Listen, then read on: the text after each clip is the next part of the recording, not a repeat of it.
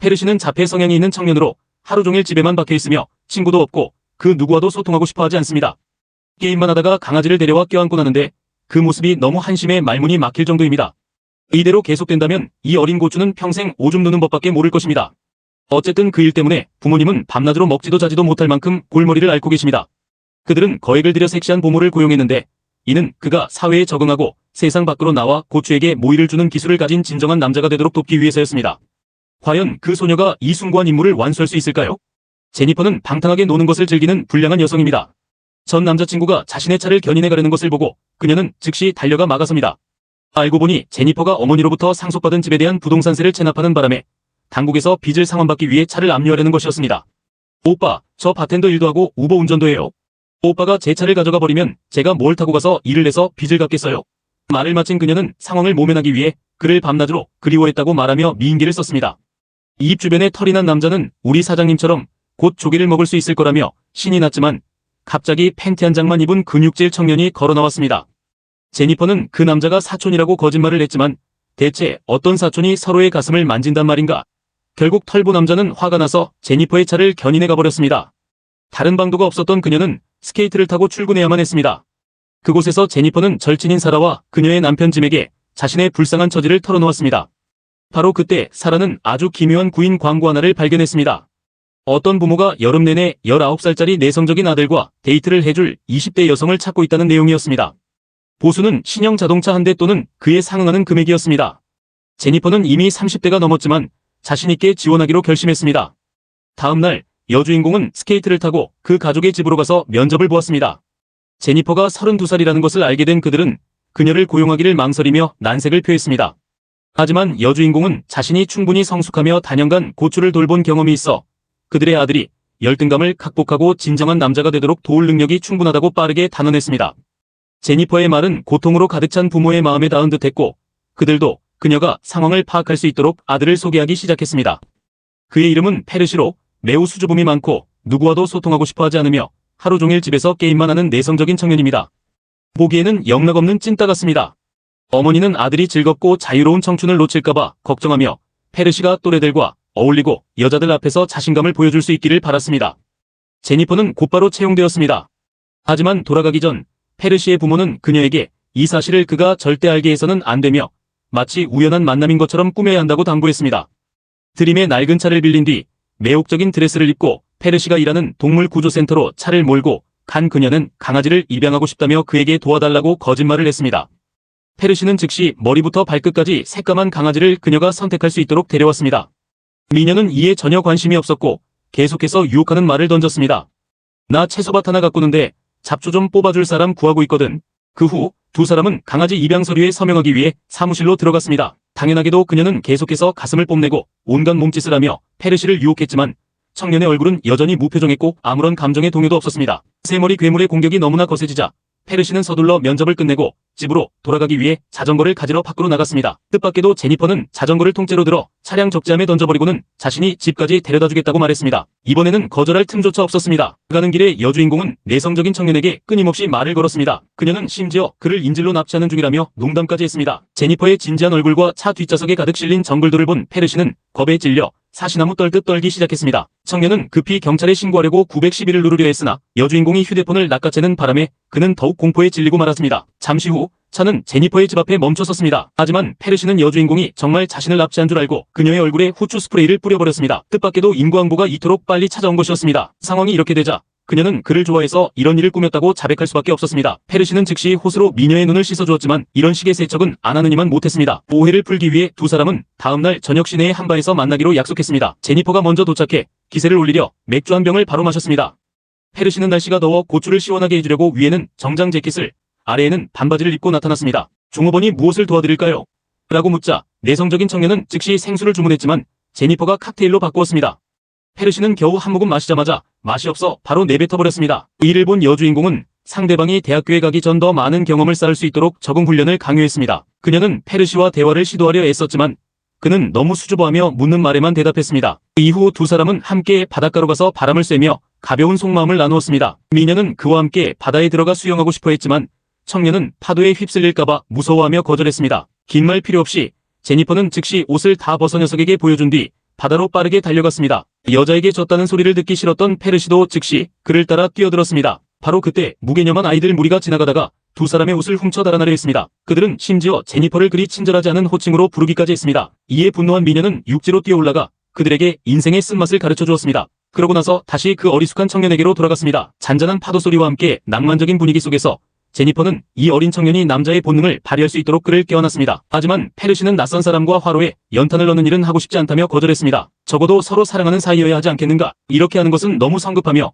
이번이 첫 경험인 만큼 순결을 지켜야 한다는 것이었습니다. 바나나 껍질 벗기기에 실패한 제니퍼는 짜증과 실망감을 느꼈고 곧바로 무트로 올라와 옷을 입고는 페르시의 옷까지 챙겨 차 안으로 들어가 버렸습니다. 실오라기 하나 걸치지 않은 알몸 상태의 청년은 고추를 가릴 천 조각과 자신의 휴대폰을 돌려달라고 요구하며 뒤쫓아갔지만 제니퍼는 돌려주지 않고 차를 몰아 떠나버렸습니다. 다른 방법이 없자 소녀는 자동차 지붕 위로 뛰어 올라가 얼굴을 핥히며 억지를 부렸습니다. 그런데도 여주인공은 아랑곳하지 않고 페르시를 태운 채 그대로 도로 위를 달렸습니다. 알몸으로 매달려 있는 그의 변태 같은 행동은 결국 경찰의 주의를 끌고 말았습니다. 면허를 취소당할까 두려워진 제니퍼는 즉시 가속 페달을 밟고 기어를 올리며 도망칠 궁리를 했습니다. 기차가 오고 있는 것을 본 그녀는 목숨을 걸고 전력 질주하여 통과했습니다. 그렇게 해서야 겨우 경찰을 따돌리는 데 성공했습니다. 다소 심장이 쫄깃했던 이번 경험을 뒤로하고 두 사람은 여주인공의 집으로 가서 쉬기로 결정했습니다. 여기서 제니퍼는 페르시를 도발하기 위해 도마뱀 춤을 췄습니다. 미녀는 상대방에게 자신의 엉덩이를 때려달라고 요구했지만 어리숙한 청년은 발차기를 날려 그녀를 바닥에 처박히게 만들었습니다. 이어서 제니퍼는 고추에게 모이를 주려고 시도했지만 도리어 그에게 돼지처럼 뚱뚱하다는 비난을 들었습니다. 그럼 서로 위치를 바꿔서 해보는 건 어떨까 싶은데 마치 엄마와 아들 같아 보이지 않는가? 이 지경에 이르자 제니퍼는 결국 직설적으로 물었습니다.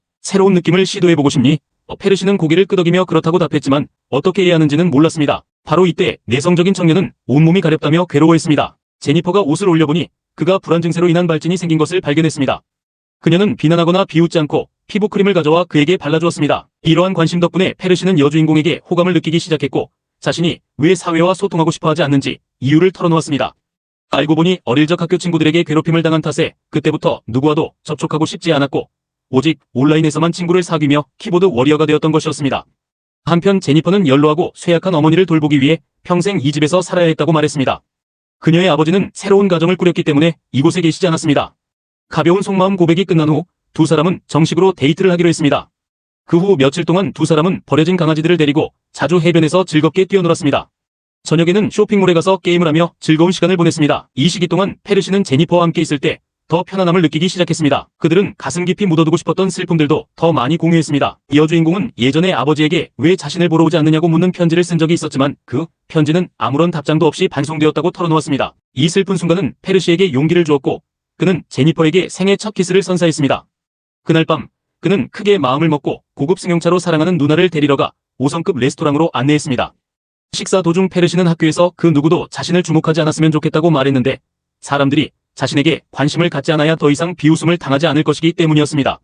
제니퍼는 즉시 페르시가 잘생겼고 따뜻한 마음씨를 가졌다며 칭찬으로 그를 위로했습니다. 그 후 그녀는 페르시에게 피아노 연주를 들려달라고 설득했습니다. 비타민 D가 들어가자 청년은 더 이상 아무것도 두렵지 않았고 당당하게 피아노 앞으로 다가가 연주하며 노래를 불렀으며 그 모습은 모든 이들의 감탄을 자아냈습니다. 그는 제니퍼를 위해 매우 따뜻한 노래를 선물했고 이는 그녀의 마음을 진심으로 흔들어 놓았습니다. 행복한 분위기가 이어지던 중 페르시의 친구 나탈리가 어디선가 나타나 방해를 했습니다. 두 사람이 꽤 즐겁게 대화하는 모습을 보자 제니퍼는 질투가 나기 시작했습니다. 나탈리는 페르시를 자신의 집에서 열리는 파티에 초대하고 싶어 했지만 여주인공은 즉시 거절했습니다. 하지만 페르시는 나탈리의 체면을 세워주기 위해 초대에 대해 생각해보겠다고 말했습니다. 친구가 떠난 후 페르시는 자신의 대학 진학 계획과 주말에 어떻게 만날 수 있을지에 대해 언급했습니다. 하지만 제니퍼는 장거리 연애를 원하지 않았습니다. 그녀에게 이것은 단지 여름 휴가일 뿐이었고 페르시가 대학에 가면 모든 것이 끝날 일이었습니다. 상처를 받은 젊은 청년은 즉시 자리에서 일어나 떠나버렸습니다. 제니퍼도 차 안으로 그를 뒤쫓아갔습니다. 아마도 페르시는 사랑 때문에 고통받는 것이 처음이었기에 슬픔을 달래려 술 한 병을 통째로 들이켰습니다. 갑자기 이때 여주인공은 차가 이상한 방향으로 움직이는 것을 발견했습니다. 페르시는 나탈리의 파티에 갈 것이며 친구들과 더 많이 소통하고 어울리라고 조언한 것은 바로 제니퍼였다고 말했습니다. 그러니 그녀가 참석하고 싶지 않다면 집에 있어도 좋다고 했습니다. 차가 멈추자마자 페르시는 곧장 파티장으로 향했습니다. 잠시 망설이던 제니퍼도 안으로 따라 들어갔지만 자신의 애송이가 어디에도 보이지 않았습니다. 그녀는 아이들에게 물어보았으나 도리어 그들에게 늙은 아줌마라고 불렸습니다. 미녀는 본때를 보여주려 했지만 그들이 영상을 찍어 인터넷에 올리겠다고 협박하자 참을 수밖에 없었습니다. 이때 두 소녀가 페르시가 나탈리의 방으로 들어갔다고 말했습니다. 제니퍼는 바나나를 뺏길까봐 걱정되어 방마다 확인하며 뛰어다녔습니다. 결국 그녀는 잠겨있는 방 하나를 찾아냈습니다. 아무리 불러도 대답이 없자 그녀는 발로 차서 문을 부수어버렸습니다. 이 간통한 놈들 딱 걸렸네. 페르시가 옷을 입고 있지 않았음에도 불구하고 나탈리는 그가 인사불성으로 취한 상태라 둘 사이에 아무 일도 없었다고 맹세했습니다. 제니퍼는 술을 다 토해내게 하려고 페르시를 화장실로 데려갔습니다. 바로 이때 파티 주최자가 부모님과 함께 나타났습니다. 그들은 이곳이 청소년들을 위한 파티지 제니퍼 같은 성인을 위한 곳이 아니라며 말다툼을 벌였습니다. 사랑하는 사람이 모욕당하는 것을 본 페르시는 즉시 달려들어 주인에게 주먹을 날리려 했습니다. 그런데 뜻밖에도 제니퍼의 목을 정통으로 때리고 말았습니다. 결국 두 사람은 가차없이 쫓겨났습니다. 차 안에서 젊은 청년은 연상녀에게 아프게 해서 미안하다고 사과했습니다. 그는 또한 제니퍼에게 바나나 껍질을 벗길 준비가 되었으며 몇 가지 보호용품도 챙겨왔다고 밝혔습니다. 미녀가 선생님으로 변신해 사용법을 강의하던 중 페르시는 그녀를 사랑한다고 고백했습니다. 제니퍼는 순간 얼어붙었고 그가 취해서 횡설수설하는 것이라 생각했습니다. 그래서 그들은 오늘 밤 아무 일도 하지 않기로 했습니다. 다음 날 아침 내성적인 청년이 즐겁게 이야기하는 모습에 두 어르신은 깜짝 놀랐습니다. 그는 여자친구와 놀러가기 위해 운전면허 시험을 보고 싶다고 말했습니다. 그 말을 듣자 부모님은 행복함에 눈시울을 붉혔습니다. 마침내 그들의 아들이 안전한 누에고치 밖으로 나오기로 한 것이었습니다. 하지만 페르시가 제니퍼와 함께 이곳에 남고 싶다며 뉴욕에 있는 대학교에 가지 않겠다고 말하자 행복은 순식간에 사라졌습니다. 아들이 자리를 뜨자마자 부부는 제니퍼에게 전화를 걸어 따져 물었습니다. 마침 그녀도 자신과 페르시가 너무 깊이 가까워졌기 때문에 계약을 취소하려고 전화를 하려던 참이었습니다. 뜻밖에도 두 어르신은 즉시 동의했으며 아들이 평범한 삶에 적응하도록 도와준 대가로 그녀에게 차를 보수로 주기까지 했습니다. 하지만 헤어지기 전 두 사람이 원하는 마지막 조건은 제니퍼가 페르시를 설득해 대학교에 가게 하는 것이었습니다. 사람들이 이야기를 나누는 동안 차 안에서 기기를 만지작거리던 페르시는 의도치 않게 부모님의 휴대폰과 연결되어 대화의 마지막 부분을 듣게 되었습니다. 이 일은 그의 마음을 산산조각 냈습니다. 알고 보니 제니퍼가 자신의 곁에 있어주는 대가로 돈을 받은 것이란 말인가. 그는 평정심을 유지하려 애쓰며 부모님 몰래 사랑하는 누나를 점심 식사에 초대했는데요. 그녀가 집 문 앞에 나타나자 부모님은 그야말로 충격에 빠지고 말았죠. 식사 자리에서 퍼시는 두 노인과 제니퍼가 대화를 나누도록 설득해 그들이 그 비밀 거래를 무심코 털어놓게 하려고 했었습니다. 그러다 갑자기 전화 한 통을 받고는 절친한 친구를 만나러 밖으로 나갔죠. 그 친구는 제니퍼가 보수로 받기로 한 차를 망가뜨려달라고 페르시가 고용한 사람이었습니다. 하지만 차가 너무 튼튼했던 탓에 그는 분풀이로 직접 차를 몰아 나무에 들이받아 버렸답니다. 집으로 돌아온 페르시는 사람들과 점심을 먹지 않고 곧장 방으로 들어갔습니다. 상황이 좋지 않음을 느낀 제니퍼가 확인을 위해 뒤따라갔는데 그는 사랑하는 누나에게 키스하려 했지만 그녀는 두 어르신이 소리를 들을 수 있다는 이유로 거절했죠. 페르시는 제니퍼가 진실을 말하게 하려 유도했지만 그녀는 이를 피하며 그와 함께 퍼즐 게임을 즐겼습니다. 사랑을 나눈 후 페르시는 제니퍼와 부모님 사이의 합의 내용을 이미 알고 있다고 말했답니다. 여주인공은 사과하며 다른 방법이 없어서 그랬다고 말했는데요. 페르시가 용서하려 하지 않자 그녀는 화가 나서 너는 나 같은 가난한 사람들이 이 사회에서 살아남기 위해 무엇을 해야만 하는지 절대 이해하지 못할 거야 라고 쏘아붙였죠. 얼마 후 페르시는 부모님과 마주해 더 이상 자신의 삶에 간섭하지 말고 자신이 어떤 방식으로 살지 자유롭게 결정하게 해달라고 요구했습니다. 그렇게 당당하게 선언했지만 그는 여전히 제니퍼를 잊을 수 없었답니다. 페르시는 다시 내성적인 삶으로 돌아가 방 안에서 혼자 우울하게 게임만 하며 지냈고 여주인공은 그 망가진 차를 받아 우버 운전 일을 시작했습니다. 손님들은 대체 차를 어떻게 몰았기에 이토록 처참하게 부서졌냐며 차를 볼 때마다 이용을 거절하곤 했죠. 하지만 그녀는 취소하기만 해봐 바로 치과로 날려버릴 테니까라며 억지로 그들을 차에 태웠답니다. 한동안 열심히 일한 끝에 그녀는 마침내 세금을 내기에 충분한 돈을 모았습니다. 제니퍼는 기쁜 마음에 두 친구를 불러 술을 마시며 수다를 떨었는데요. 하지만 친구들은 이곳에서 살 돈이 부족해 이사를 가야 한다고 전했고 그녀는 매우 슬펐지만 어찌할 도리가 없었죠. 그날 밤 제니퍼는 기분 전환을 위해 근육질에 건장한 청년을 집으로 불렀지만 막상 거사를 치르려니 갑자기 흥미가 생기지 않았습니다. 그녀는 이런 애매한 관계가 아닌 제대로 된 관계를 원했던 것이죠. 다음날 아침 제니퍼는 페르시에게 사과하기 위해 동물구조센터를 찾아갔지만 그는 요리조리 피하기만 했습니다. 포기하지 않고 페르시를 찾아 헤매던 중 그의 부모님으로부터 아들이 대학교 콘서트에 참석할 것이라는 소식을 듣게 되었죠. 제니퍼는 즉시 그곳으로 달려가 페르시를 만났지만 그는 대화하고 싶지 않다며 차를 몰고 떠나려 했습니다. 그러자 그녀는 보닛 위로 뛰어올라 용서를 구했답니다. 옛날 일을 복수할 기회를 잡은 페르시는 가속 페달을 밟고 기어를 올려 제니퍼를 해변으로 데려갔는데 와중에 실수로 그녀의 옷에 불이 붙고 말았습니다. 당황한 그는 불을 끄기 위해 차를 몰고 물속으로 돌진한 뒤 밖으로 나와 그녀를 도와주었죠. 이 순간 제니퍼는 진심 어린 사과를 전했고 페르시 역시 눈물을 흘리며 그녀를 용서하기로 했습니다. 영화 끝부분에서 두 사람은 연인이 되어 행복하게 살아가는데 불륜녀가 나타날 때까지 말이죠. 영화는 여기서 끝입니다. 시청자 여러분, 안녕히 계세요. 다음에 또 만나요.